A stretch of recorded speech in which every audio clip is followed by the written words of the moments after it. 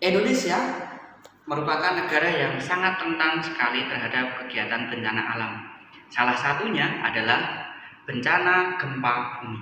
Hampir setiap hari di Indonesia terjadi fenomena gempa bumi. Kejadian gempa bumi ini menimbulkan berbagai dampak, baik dampak psikologis, dampak ekonomi, maupun dampak korban.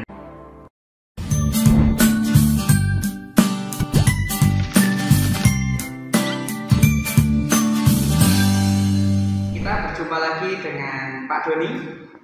Kita akan belajar bareng materi mengenai gempa bumi. Apa yang akan kita pelajari? Yang pertama adalah apa itu gempa bumi. Yang kedua, apa itu macam-macam gempa bumi. Dan nanti yang terakhir adalah bagaimana mitigasi adanya gempa bumi. Baik, kita akan belajar mengenai gempa bumi. Apa itu gempa bumi? Gempa bumi adalah peristiwa alam yang berupa getaran atau gerakan bergelombang pada kulit bumi yang ditimbulkan oleh tenaga dari dalam bumi. Kemudian, apa saja macam-macam gempa bumi? Ada 3 klasifikasi gempa bumi. Yang pertama menurut penyebabnya, yang kedua menurut kedalamannya, dan yang ketiga adalah menurut lokasinya.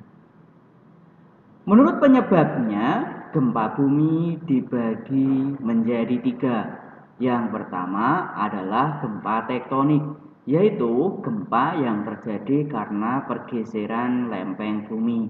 Jadi karena ada pergerakan lempeng bumi dapat menimbulkan tenaga yang menyebabkan terjadinya gempa bumi.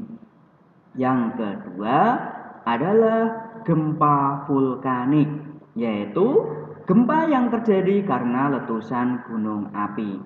Kemudian yang ketiga adalah gempa runtuhan, yaitu gempa yang terjadi karena adanya runtuhan. Nah, biasanya gempa ini terjadi karena ada runtuhnya goa atau tanah longsor. Kemudian menurut kedalamannya, gempa dibagi menjadi 3. Yang pertama adalah gempa dangkal yang memiliki kedalaman kurang dari 60 km dari permukaan bumi. Kemudian yang kedua adalah gempa sedang, yaitu gempa yang memiliki kedalaman antara 60 sampai dengan 300 km dari permukaan bumi. Kemudian yang ketiga adalah gempa dalam, yaitu gempa yang memiliki kedalaman lebih dari 300 km dari permukaan bumi. Kemudian berikutnya, klasifikasi yang ketiga adalah gempa menurut lokasinya, yaitu ada 2, gempa darat dan gempa laut. Gempa darat adalah gempa yang terjadi di daratan. Kemudian gempa laut adalah gempa yang terjadi di laut. Kemudian apa yang kita lakukan ketika terjadi gempa bumi? Yang pertama adalah menyiapkan rencana untuk penyelamatan diri apabila terjadi gempa bumi. Misalnya membawa perlengkapan-perlengkapan atau surat-surat penting di dalam suatu tas, sehingga ketika terjadi gempa bumi bisa langsung dibawa. Kemudian yang kedua, jika berada di dalam rumah, tetap berada di bawah meja yang kuat, sehingga ketika ada bangunan yang menimpa akan bisa terlindungi. Kemudian yang ketiga, berdirilah di tempat terbuka jauh dari gedung, sehingga menjadi aman ketika terjadi runtuhan gedung.